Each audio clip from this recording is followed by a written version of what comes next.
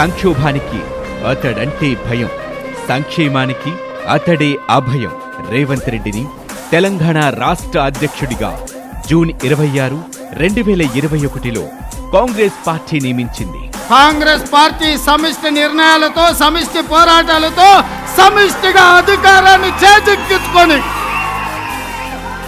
4 కోట్ల ప్రజల ఆకాంక్ష మేరకు పనిచేయడానికి శ్రీమతి సోనియా గాంధీ గారు నాకు బాధ్యత ఇచ్చారు. అప్పటి నుంచి కేసీఆర్ పాలనపై వ్యతిరేకంగా పోరాడుతూనే ఉన్నారు. ఆయన్ని ఓడించడమే లక్ష్యంగా నిన్నటి వరకు ఒక లెక్క, ఇవాళ నుంచి ఇంకొక లెక్క, లెక్కకు లెక్క, దెబ్బకు దెబ్బ, ఒక్కడికి 100 పెడతా బిడ్డ. మీరు అనుకుంటారేమో.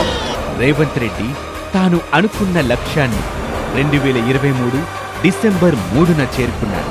10 ఏళ్ల దొరల పాలనని ఓడించి డిసెంబర్ 7న ముఖ్యమంత్రిగా ప్రమాణ బాధ్యతలు చేపట్టే స్థాయికి ఎదిగారు యనుమల రేవంత్ రెడ్డి.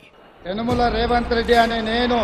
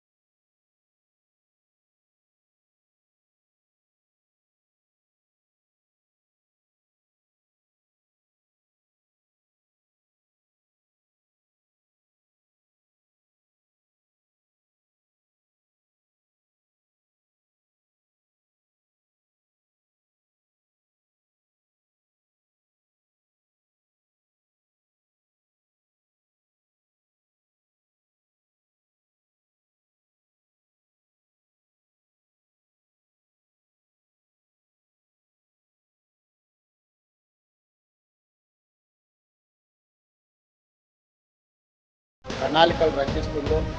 ఇలాంటి నాయకుడే మళ్ళీ మళ్ళీ రావాలని యావత్ తెలంగాణ రాష్ట్ర ప్రజలు కోరుకుంటున్నారు. జయ హో రేవంత్ రెడ్డి, జయ జయ హో రేవంత్ రెడ్డి.